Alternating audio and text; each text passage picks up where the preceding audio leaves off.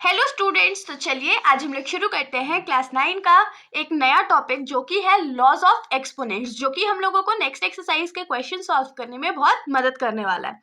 तो laws of exponents क्या होता है? एक्सपोनेंट्स क्या होता है? सबसे पहले वो पावर वाला नंबर। जैसे कि मान लीजिए मैं आपको एक नंबर देती हूँ 2 का पावर 2, तो ये जो 2 है उसको हम लोग क्या बोलते हैं? एक्सपोनेंट बोलते हैं ना। एक्सपोनेंट बोल लीजिए या पावर बोल लीजिए, दोनों सेम चीज है। और ये जो नीचे वाला 2 है उसको हम लोग क्या बोलते हैं? तो इसको हम लोग बोलते हैं बेस। बेस या बेस नंबर, जो आपको बोलने का मन है आप लोग बोल सकते हैं। ये हमारा हो गया बेस। उसके बाद क्या है कि एक्सपोनेंट्स को सॉल्व करने के लिए ना कुछ लॉज बनाए गए हैं, जिनमें सबसे पहला लॉ है हमारा कि ए एम इंटू डॉट लिख सकते हैं या into a n is equals to a m plus n. अब इसका मतलब क्या हुआ? मान लीजिए हमारा कोई नंबर है या जो बेस नंबर है वो है ए और उसका पावर एम है, और कोई दूसरा बेस है ए, फिर से दोनों बेस कॉमन है और उसका पावर है एन। तो क्या होगा? अगर बीच में दोनों के इनटू का साइन है तो एम प्लस एन हो जाएगा, पावर्स ऐड हो जाएगा। तो ऐसे बोलने पे तो समझ नहीं आएगा, तो इसके लिए हम लोग एक एग्जाम्पल ले लेते हैं। जैसे मान लीजिए एक एग्जाम्पल है हमारा 2 का पावर 2 इंटू 2 का पावर 3। इसको कैसे सॉल्व करेंगे?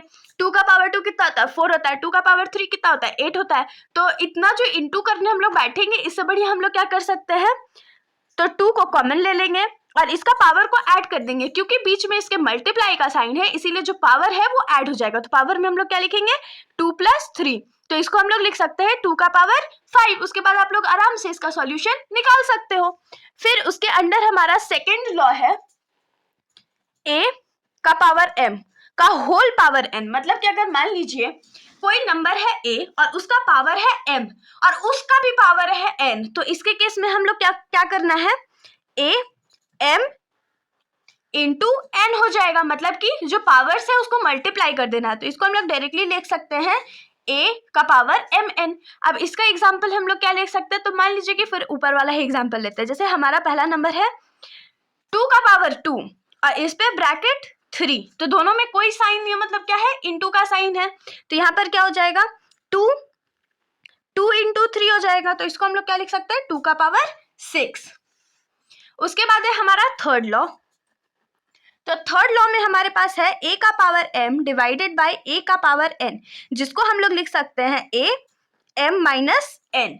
तो हमने पहला लॉ क्या पढ़ा था कि अगर इनटू में रहता है तो पावर प्लस हो जाता है, लेकिन अगर सेम चीज डिवाइड में है तो उसमें क्या हो जाएगा? पावर माइनस हो जाएगा। तो इसके एग्जांपल में हम लोग कैसे लिख सकते हैं? तो 2 का पावर 2 डिवाइडेड बाई 2 का पावर 3। मान लीजिए ये क्वेश्चन ऐसे है, तो इसको कैसे सॉल्व करेंगे? तो 2 तो रह जाएगा और m माइनस एन, मतलब पहला पावर माइनस दूसरा पावर हो जाएगा। तो ये क्या हो जाएगा? 2 का पावर माइनस 1। अगर मान लीजिए इसका दूसरा एग्जाम्पल हम लोग ले ले तो वो क्या हो जाएगा? 2 का पावर 5 डिवाइडेड बाई 2 का पावर 3। तो ये क्या हो जाएगा? 2 तो कॉमन रह जाएगा। m का वैल्यू क्या है यहाँ पर? तो 5 है और n का वैल्यू क्या है? तो 3 है। क्योंकि ये दोनों डिवाइड में था इसीलिए हमने पावर को माइनस कर दिया। तो ये क्या हो जाएगा? 2 का स्क्वायर।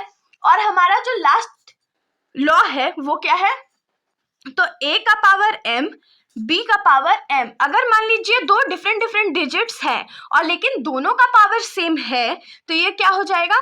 दोनों बेस जो है आपस में मल्टीप्लाई हो जाएगा और पावर जो है वो कॉमन आ जाएगा, जिसको हम लोग लिख सकते हैं ए बी का होल पावर m। अब इसका एग्जाम्पल एक हम लोग देख लेते हैं। जैसे कि मान लीजिए हमारे पास है 5 का पावर 2 इंटू 3 का पावर 2। यहाँ पर क्या है? तो दोनों के एक्सपोनेंट्स या जो पावर है वो कॉमन है ना, तो हम लोग क्या करेंगे? 5 इंटू 3 रहने देंगे और 2 पावर को कॉमन ले लेंगे। तो 5 3 सा कितना होता है? 15 होता है। 15 का ये स्क्वायर हो जाएगा। तो 15 का स्क्वायर कितना होता है? तो 225 होता है। तो ऐसे करके हमारा ये सॉल्यूशन निकल जाएगा। तो यही था हमारा बेसिक लॉज ऑफ एक्सपोनेंट्स। तो इस लॉज को आप लोगों को पढ़ना बहुत इंपॉर्टेंट है, क्योंकि जब हम लोग नेक्स्ट क्वेश्चन सॉल्व करेंगे एक्सरसाइज में तो हमें ये बहुत मदद करने वाला है। तो इसके साथ हमारा ये टॉपिक यहीं पर खत्म होता है। अगर आप लोगों को वीडियो अच्छी लगी हो तो वीडियो को लाइक कर दीजिएगा और मेरे चैनल को बिना सब्सक्राइब किए कहीं मत जाइएगा। Thank you.